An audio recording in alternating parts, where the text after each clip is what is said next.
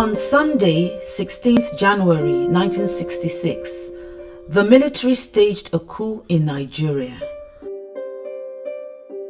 Our father, Lieutenant Colonel Victor Adebukonla Banjo, went to work on Monday, 17th January 1966 and never returned home.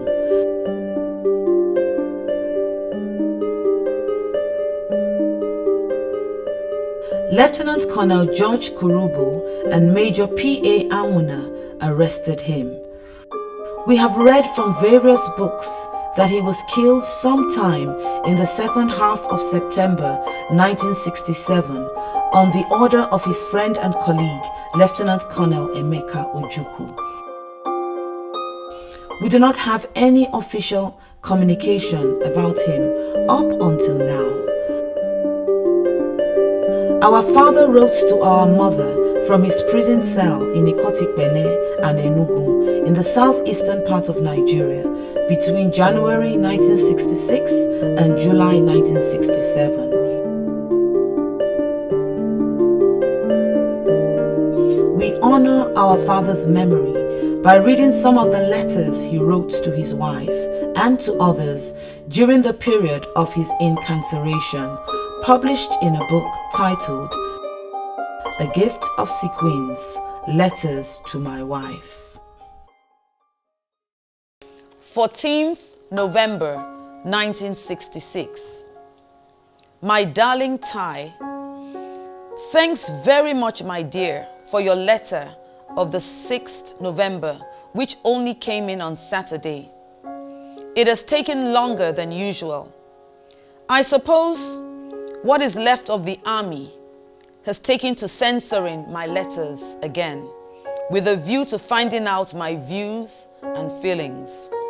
Well, they do not have to go to all that trouble. Those of them who have a good memory should just use it. I haven't changed at all, and there is very little likelihood of my changing the principles I have lived by for years. I stand by unadulterated justice to all, even to my enemies, at least those who prefer to be my enemies, since I never go out of my way to make any. I still stand by truth, honor, loyalty, integrity, rulership by law and by consent. Nothing that has happened or ever will happen will ever make me condone or fail to condemn unequivocally the exercise of arbitrary vengeance.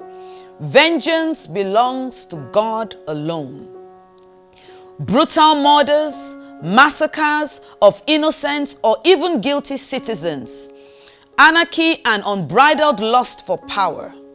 Nothing that is happening now surprises me. Those who know will tell you that I predicted them quite accurately. Someday I will show you how.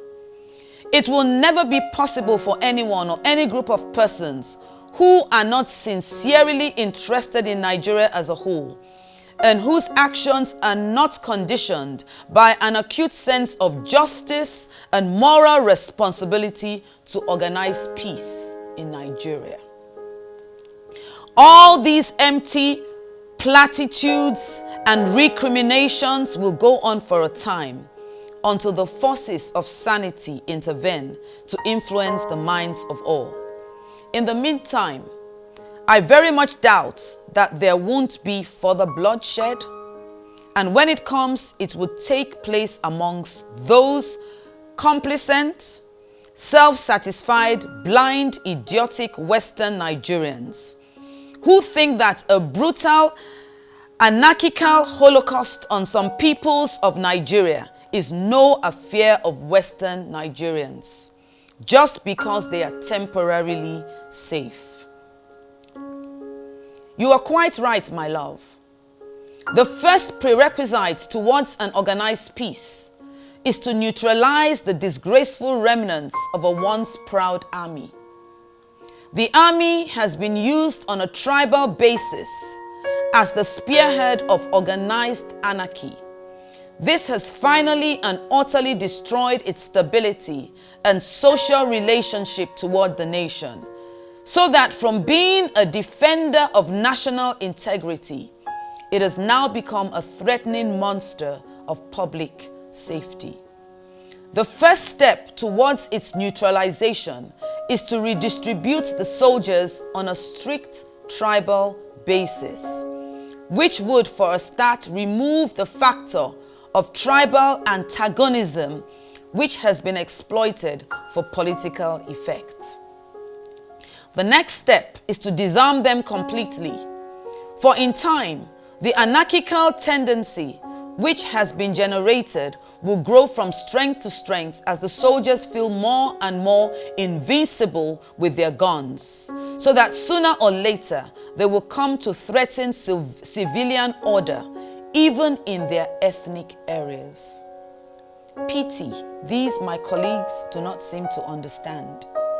They are more concerned with the paltry issues of the moment and cannot seem to see beyond their noses. Terrible, isn't it? Darling, I'm going to bath now. I'll continue this letter after my breakfast.